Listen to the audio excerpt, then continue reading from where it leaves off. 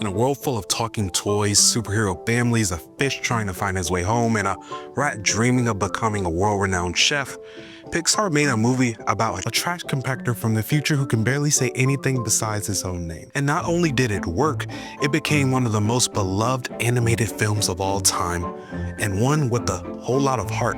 But WALL-E wasn't just another Pixar success, it was something else entirely, something bold, quiet, and honestly, a bit risky. See, Pixar had been practicing this kind of storytelling for years. Shorts like Jerry's Game, For the Birds, and Luxo Jr. told full stories without a single word of dialogue. They weren't just cute, they were the training grounds, proof that a story didn't need words to connect and still be wildly successful. So, when they gave us WALL-E, a character with a vocabulary of maybe 5 words, they were putting decades of animation and storytelling muscle to the test.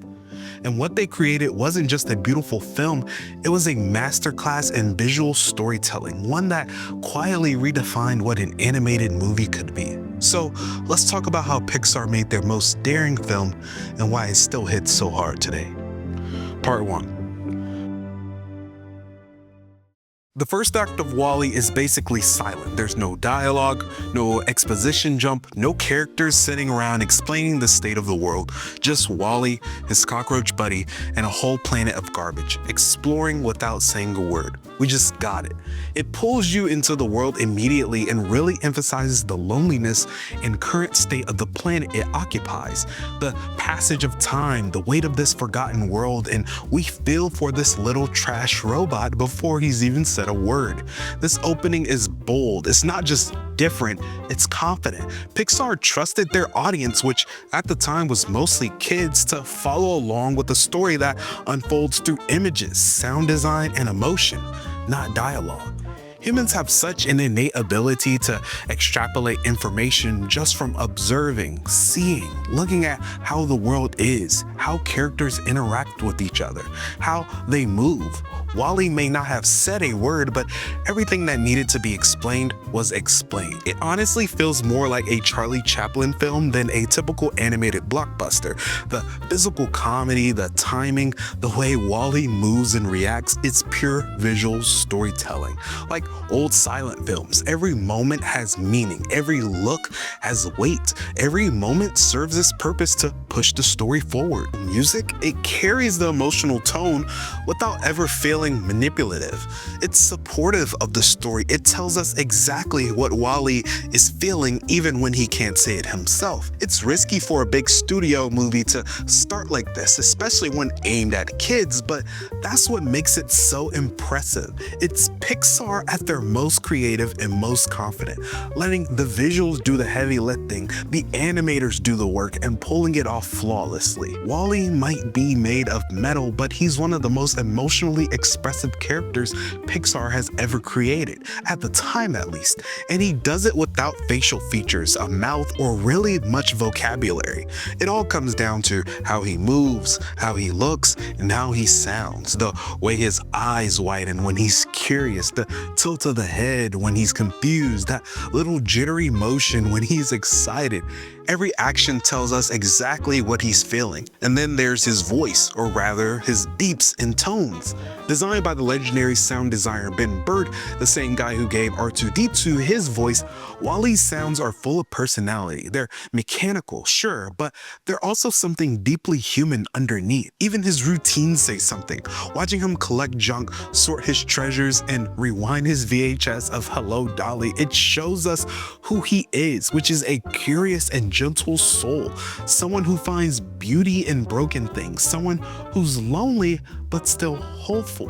And when Eve shows up, we see even more of him, his clumsiness, his infatuation, his fear, his joy. Their relationship develops through gesture, reaction, and pacing, not words. It's sweet, awkward, and totally believable. WALL-E doesn't have a big emotional speech. He doesn't need one. His character arc is built entirely on small actions and visual cues, and that's what makes him unforgettable.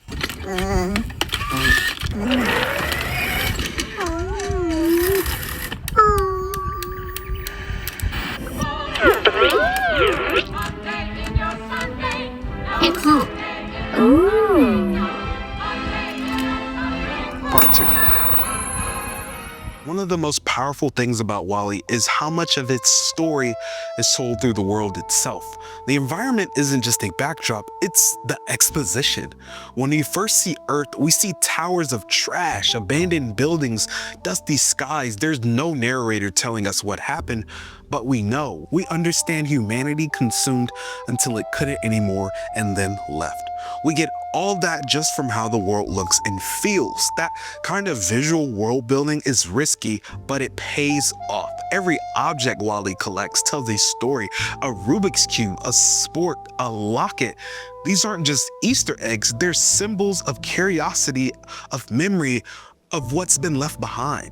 And when he finally meets the humans, the themes snap into focus. We see the result of overconsumption, tech addiction, and corporate domination. The axiom is a floating warning sign: comfort without purpose, convenience without connection. But WALL-E's story isn't just a grim environmental PSA, it's about connection.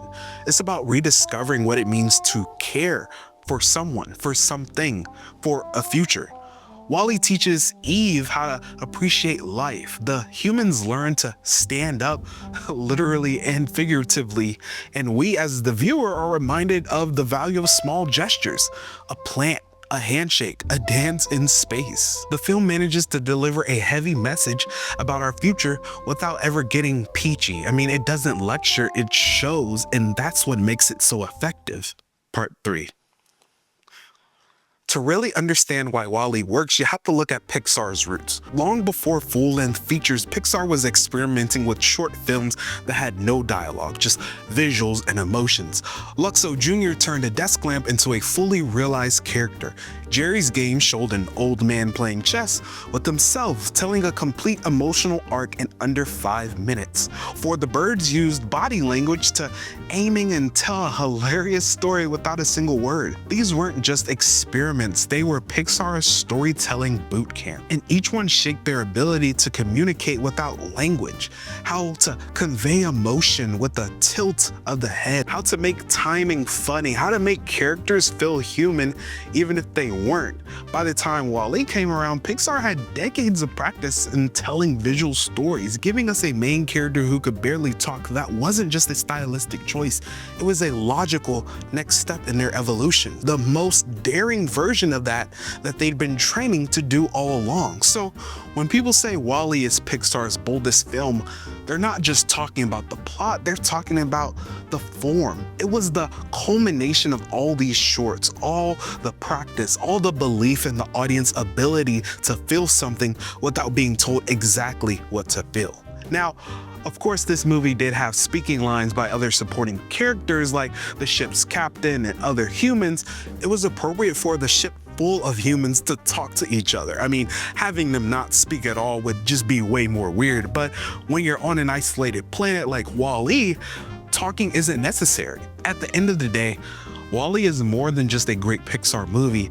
It's a reminder of how powerful simplicity can be, how silence, when used well, can speak volumes, and how sometimes the boldest thing a filmmaker can do is trust the audience to feel. It's a movie about the future, made with heart of the past, built on the lessons Pixar learned from decades of experimentation, and it proved that when you strip away all the noise, what's left is the most important thing of all: a story that connects.